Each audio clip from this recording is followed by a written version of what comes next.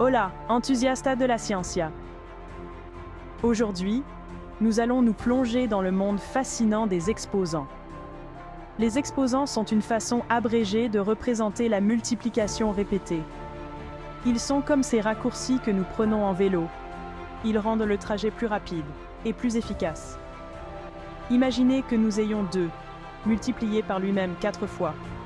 2 fois 2, fois 2, fois 2. Déroutant, n'est-ce pas? Au lieu de cela, nous pouvons l'écrire comme 2 puissance 4, qui ressemble à ceci, un 2 avec un petit 4 au-dessus. Le 2 est appelé la base, et le 4 est appelé l'exposant. Les exposants apparaissent partout en mathématiques et en sciences. Ils nous aident à calculer des nombres énormes, comme la distance des étoiles ou le nombre de grains de sable sur une plage. Ils sont essentiels pour comprendre des choses comme la croissance démographique, la désintégration radioactive et même la propagation d'un virus. Alors, préparez-vous pour un voyage passionnant alors que nous explorons les propriétés incroyables des exposants. Maintenant que nous avons fait connaissance avec les puissances, voyons ce qui se passe lorsque nous les multiplions. Imaginons que nous ayons 3 au carré multiplié par 3 puissance 4. En utilisant ce que nous savons déjà, nous pouvons écrire cela comme 3 fois 3, fois 3, fois 3, fois 3, fois 3. Cela fait 6 3 multipliés ensemble, soit 3 puissance 6. Vous remarquez quelque chose d'intéressant? Lorsque nous multiplions des puissances avec la même base, nous additionnons simplement les exposants. 2 plus 4 égale 6. C'est ce qu'on appelle la règle du produit de puissance, et cela nous fait gagner beaucoup de temps et d'efforts. Voici un autre exemple. 5 puissance 1 multiplié par 5 au cube est égal à 5 puissance 1 plus 3, ce qui fait 5 puissance 4. N'oubliez pas que la règle du produit de puissance ne fonctionne que si les bases sont identiques. Alors la prochaine fois que vous vous retrouverez à multiplier des puissances, ne paniquez pas. Rappelez-vous simplement d'additionner ces exposants et tout ira bien. Tout comme nous pouvons multiplier des puissances, nous pouvons aussi les diviser. Préparez-vous pour une autre règle utile qui vous simplifiera la vie. Disons que nous avons 4 puissance 5, divisé par 4 au carré. Cela peut s'écrire comme 4 fois 4 fois 4 fois 4 fois 4 divisé par 4 fois 4.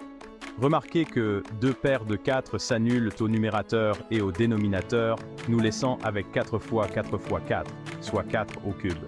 Que s'est-il passé avec les exposants? Lorsque nous divisons des puissances avec la même base, nous soustrayons les exposants. 5 moins 2 égale 3. C'est la règle du quotient de puissance, et elle est aussi utile que la règle du produit de puissance. Essayons un autre exemple. 2 puissance 6 divisé par 2 au cube est égal à 2 puissance 6 moins 3, ce qui fait 2 au cube. Encore une fois, la règle du quotient de puissance ne fonctionne que si les bases sont identiques. Alors, n'ayez pas peur de la division avec des exposants. Souvenez-vous simplement de soustraire ces exposants et vous résoudrez ces problèmes en un rien de temps. Leçon 4. Puissance d'une puissance. Lorsque les exposants s'élèvent à une autre puissance. Accrochez-vous bien, ça devient intéressant. Que se passe-t-il lorsque nous avons un exposant élevé à un autre exposant, comme 2 au cube, le tout au carré? Découvrons-le. 2 au cube, le tout au carré, signifie que nous avons 2 fois 2 fois 2, et tout cela est multiplié par lui-même 2 fois. 2 fois 2 fois 2, fois 2 fois 2 fois 2. On se retrouve avec 6 2 multipliés ensemble, ce qui fait 2 puissance 6. Vous voyez le schéma? Lorsque nous élevons une puissance à une autre puissance, nous multiplions les exposants. 3 fois 2 égale 6. C'est la règle de la puissance d'une puissance, et c'est comme un turbocompresseur pour les exposants. Voici un autre exemple pour consolider. 5 au carré, le tout puissance 4, est égal à 5 puissance 2 fois 4, ce qui fait 5 puissance 8. Alors, quand vous voyez ces exposants empilés les uns sur les autres, ne paniquez pas.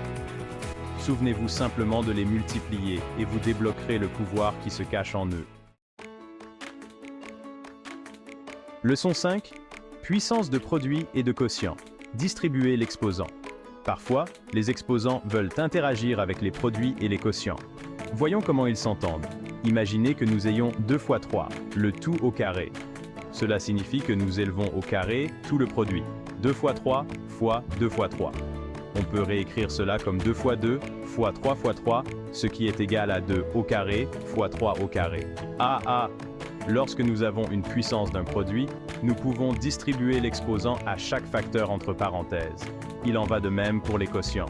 2 tiers, le tout au carré, est égal à 2 tiers fois 2 tiers, ce qui est égal à 2 fois 2 divisé par 3 fois 3. C'est 2 au carré divisé par 3 au carré. N'oubliez pas, la distribution est la clé du succès lorsque les exposants unissent leurs forces avec les produits et les quotients. Leçon 6. Exposants 0 et négatif. Cas particulier. Nous avons parcouru beaucoup de chemin, mais il reste 2 cas particuliers avec les exposants que nous devons aborder. Les exposants 0 et les exposants négatifs.